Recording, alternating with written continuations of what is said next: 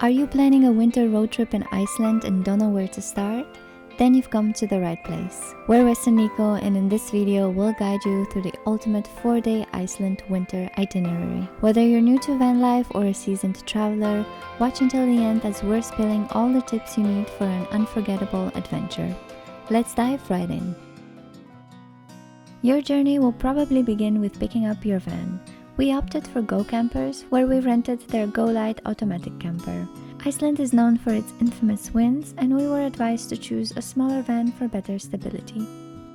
We've considered a lot whether we need a 4x4 car, but after doing some research and consulting with Go Campers, we were assured a standard van with winter tires is safe on the ring road, which we stuck to. It's important to know that there are two types of roads in Iceland, regular roads and something what they call F-roads. F-roads are rough mountainous routes which go inland and are meant for 4x4 vehicles. Driving on these roads is not allowed at this time of year, and almost all are closed during winter anyway. You can, however, explore the country via their main motorway called the Ring Road. This route loops the island in a full circle. It offers plenty of scenic sights and is perfect for safe winter exploration of Iceland. Before hitting the road, make sure to pack your van with essentials like sleeping bags and duvets. We found a sleeping bag or duvet alone to not be warm enough, and so we opted for both. Lastly, don't forget to check out the leftover shelf at your rental station. Fellow travelers often leave behind things like coffee, tea, pasta, or other basics, which are perfect for stocking up before your grocery run. You can shop for supplies in Reykjavik or further east along the coast. As prices in Iceland can be quite stingy, we recommend to stick to budget-friendly grocery stores like Bonos or Króna. The real Icelandic adventure began as we entered the famous Golden Circle. While the Ring Road surrounds the entire island nation, the Golden Circle constitutes a smaller area where you can find 3 of the country's most iconic and accessible natural wonders, located within short driving distance from Reykjavik. The first wonder on the route is Thingvellir National Park, a UNESCO World Heritage Site. Here, the North American and Eurasian tectonic plates meet, and you can literally walk between 2 continents. The terrain here is quite slippery in winter, so make sure you have shoes with a good grip to not end up like Wes.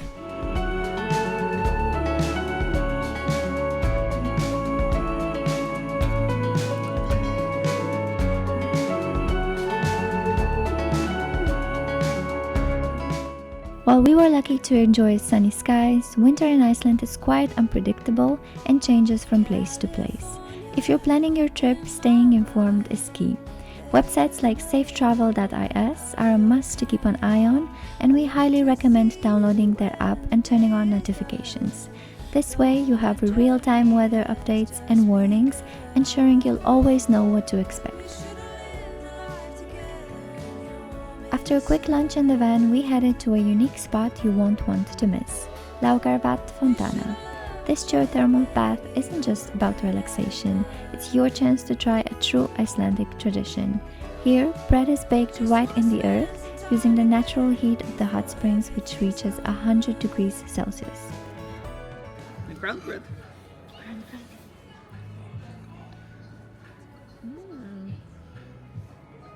Nice. Oh, that's nice. Good. It's like a bit sweet. That's actually really good. If you're looking to add a hidden gem to your Golden Circle route, Bruarfoss Waterfall is worth the detour.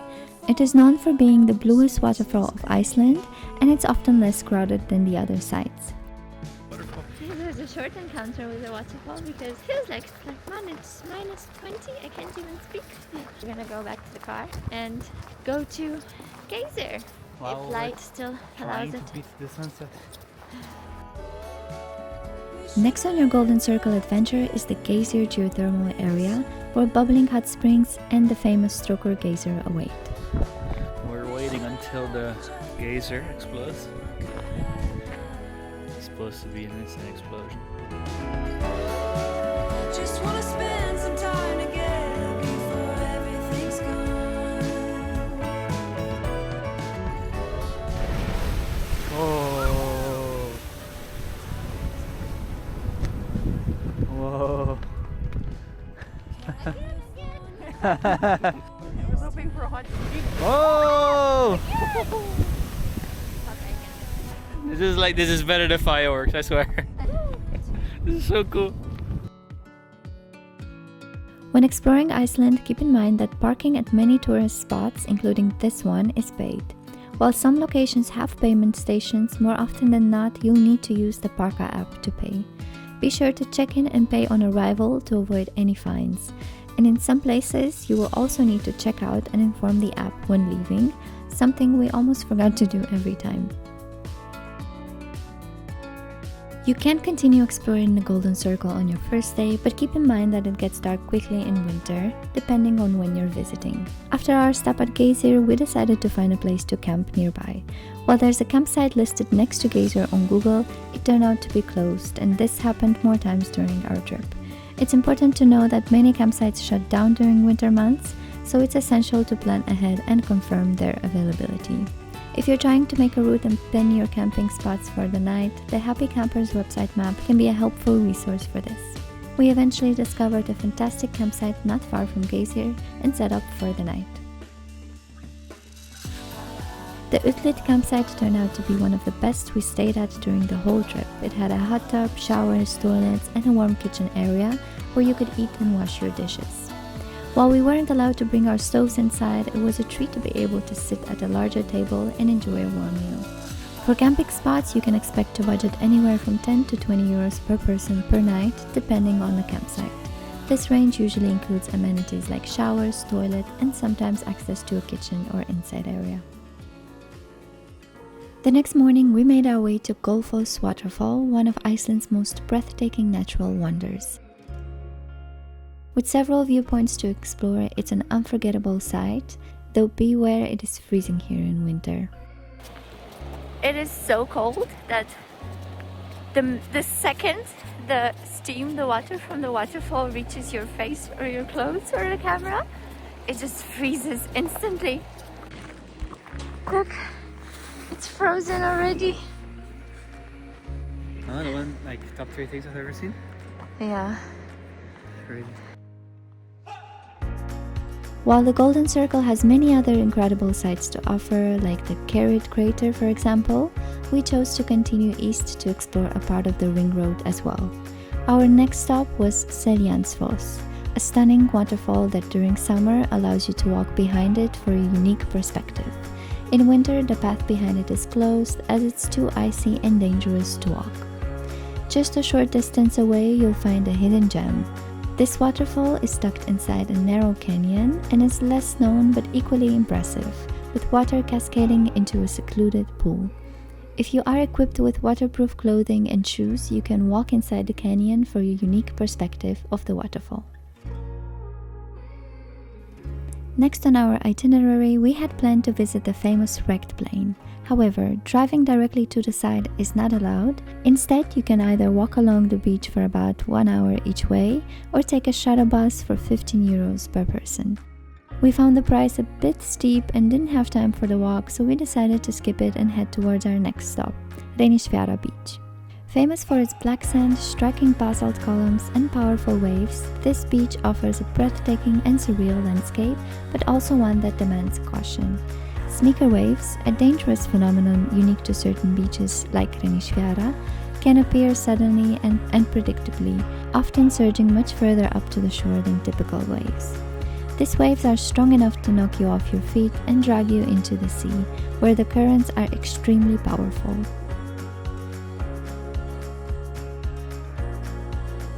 If time allows on this route, you can also visit this stunning viewpoint known for its natural arch and bird life. While we didn't stop there, we managed to catch a glimpse of it right from the Reynisfjara beach itself. Short winter days make timing tricky, so by the time we reached this canyon, it was already dark. This gorge with its moss-covered cliffs and winding river is much more impressive in daylight, so plan your visit accordingly to fully enjoy its dramatic views.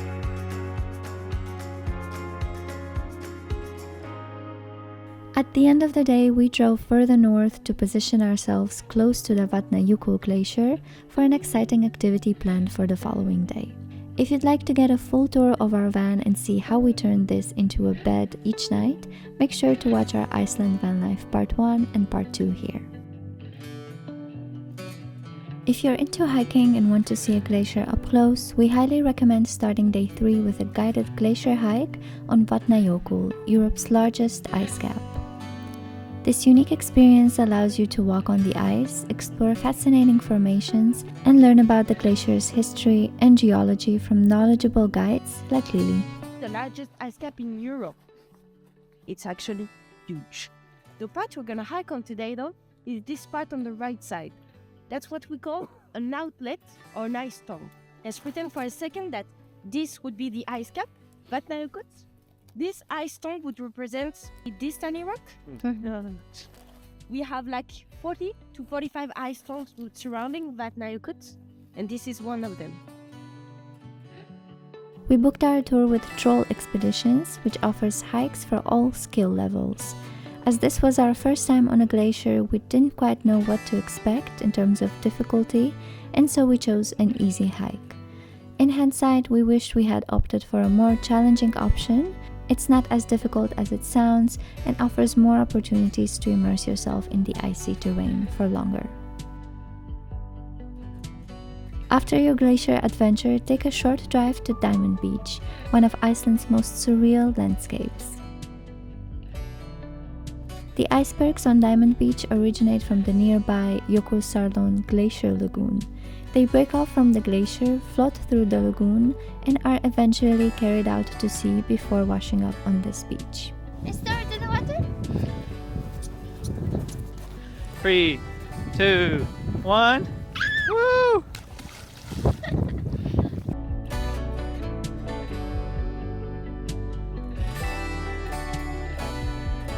If time allows, detour to Svartifoss, a striking waterfall framed by dark basalt columns that resemble organ pipes. The hike to Svartifoss is about 1.5 kilometers each way. It's not too hard to do but can be icy in winter, so beware.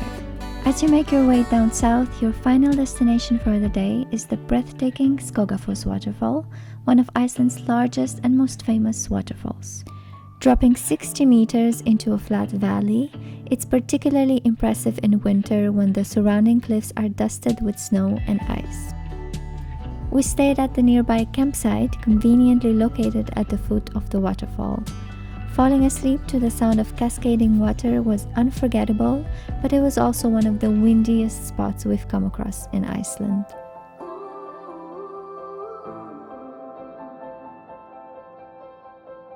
On the final day of your Iceland adventure, make your way back to the northernmost capital of the world, Reykjavik. One of the most iconic sights here is this stunning church that towers over the city and was designed to resemble the basalt columns of the Skogafoss waterfall.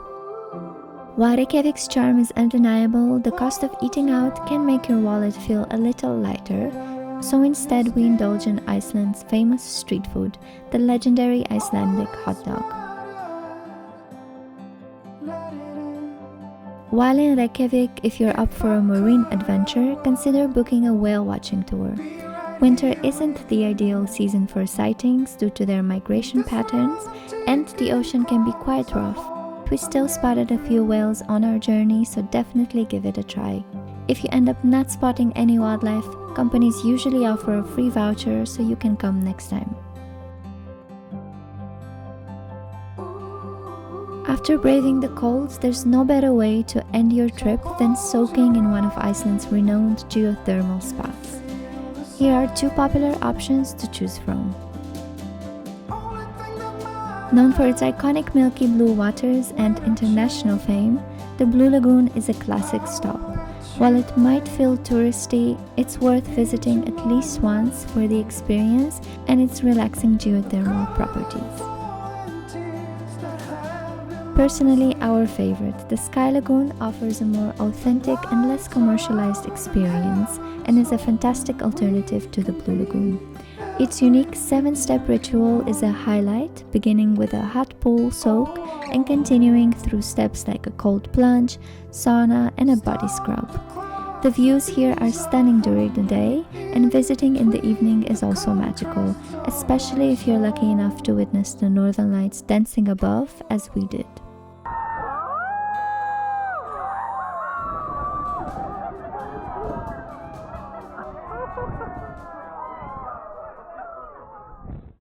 That's a wrap for our epic Iceland adventure. We truly hope this guide's been helpful in planning your own Icelandic road trip. If you found this video useful, we'd really appreciate it if you could give it a thumbs up. Consider subscribing to our channel and let us know in the comments below which spot you're most excited to visit. Thanks for watching and see you next time.